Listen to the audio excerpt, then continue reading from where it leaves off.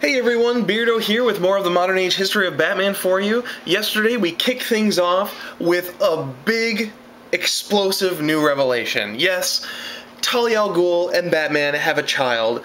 His name is Damian. He could potentially become the new Robin. It's intense. It's crazy. Grant Morrison is trying new stuff with the Cape Crusader.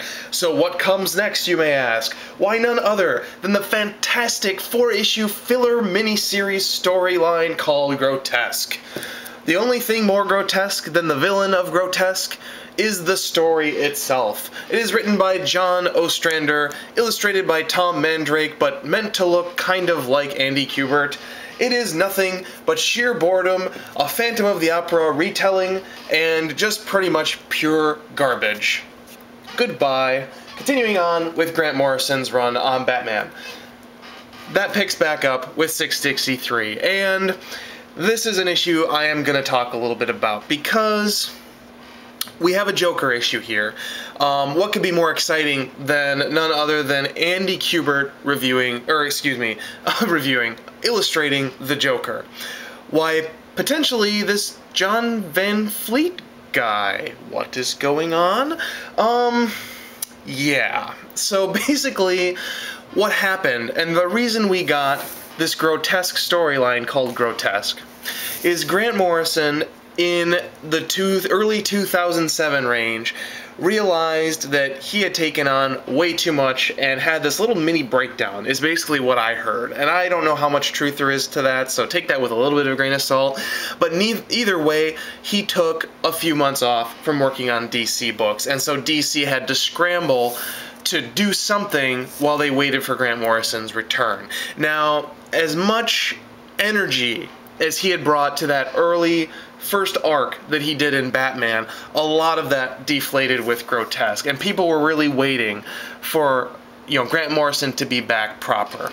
And honestly, when he did come back in 663, it was extremely lackluster, and this was sort of the beginning of the misgivings, I think, that fans were having about what Grant Morrison was going to do with the character. Not because he did anything bad with the Joker, not because he portrayed Batman in this really horrible way, but because he gives us, in a comic book, a prose story. Yes, 663 is an illustrated prose story, and I don't mean like it's a full-page pictures with lots of dialogue or lots of, explanation or anything like that. It is literally a prose story with, pictures up and on the bottom and in just random places until the very end when you actually get visual sequential storytelling for basically just one page, and the rest of it is all prose, basically. And not only do I not buy comic books to read prose, but it reads like a Grant Morrison script. It reads like a story that he's writing as a comic book, but didn't really bother breaking it down into a comic book format. And so that left, for what should have been an amazing Joker story, really a lot of misgivings, especially with me, because, I suffered through 4 issues of Grotesque, and then we get this. And then Batman continues proper, really, with issue 664.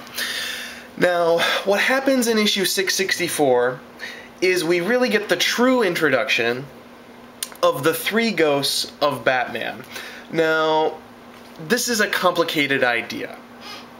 And there's a reason why there are 3 cops here in the background, and it's because there are 3 cops that, for reasons as yet to be determined, are dressing up as Batman, and there's 3 different versions of them. There's Batman with a gun, there's Bat Bane, which is literally like a guy who looks like Bane except he's dressed kind of like Batman, and then the Devil Bat, I believe, is the 3rd guy. I can't remember exactly what his name is supposed to be. It might be Bat Devil, something like that. And here's where we get into kind of the next big problem with Grant Morrison's run on Batman, and this is something that I've noticed with his run on Action Comics. It's one of the reasons I dropped the title, and just a lot of his ongoing story arcs is he's someone who likes to plant story threads, but he doesn't really do it in an organic way that you can remember. Now, we get the first appearance of the first ghost of Batman, which is Batman with a gun, way back here in issue 655. It's in the very beginning teaser where basically this Batman shows up and shoots Joker in the head. Joker survives. and this other Batman just kind of, I don't know if he's arrested or he disappears or what, I honestly don't really remember. And nothing more said on the Three Ghosts of Batman all the way up until 664, 10 issues later. And that's just something that Grant Morrison seems to do. He'll go strong on one story, and then he'll either completely switch gears out of nowhere and just abandon the other story to develop something else, or he'll tease something so far before he actually is going to develop it that you've completely forgotten about it, and it just is completely out of left field. And that's what kind of happens here. In this issue, you get the introduction of sort of the Bat-Bane character, and his sort of storyline kind of wraps up in here, and we're finding out that these Batmen are cops, but we don't really know where these three ghosts come from.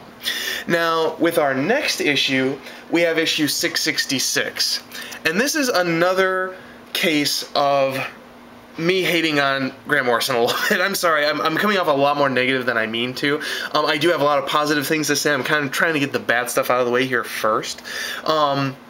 But here you have issue 666. Now, obviously, everyone knows the signification of that number. So, what Grant Morrison decides to do is tell a Damian story, because of course, you know, Damian 666, he's clearly like the Antichrist version of Batman, especially this early in the Batman Damian run. And so he tells this future story in which Damian is Batman. As you can see, Gotham City burns, and there's this third ghost of Batman, who is the Bat Devil character, that Damian faces off with. Now, this is Grant Morrison's way of introducing that third Batman. The problem with that is the only reason you get it from the perspective of Damian that I can think of is really just because it's issue 666 and he's playing into that number. Now, there are a lot better ways to develop this story that's going to make a lot more sense to the reader if you do it, you know, in modern time as a natural progression of the story. But I feel like Grant Morrison, when he does these stories, he has these wild ideas, like, well, we should have, you know, it's 666, I should do something with that. Instead of going with his stronger editorial sort of, you know, thought process, he says, screw it, I'm gonna do it my way. And you get issues like this, which are interesting, but ultimately they don't really serve to further his story and clarify some of the things that we're lost with. And frankly, at this point in the run, I was feeling very, very lost indeed. We have these three Batmen now that have been introduced, and we just don't really know exactly where it's headed. And in classic Grant Morrison fashion, now that he's sort of thrown those things at us without really giving us a full resolution, we're going to jump into yet another plot thread that he's going to develop, and that is with the Club of Heroes. Basically, you have Batman coming in to an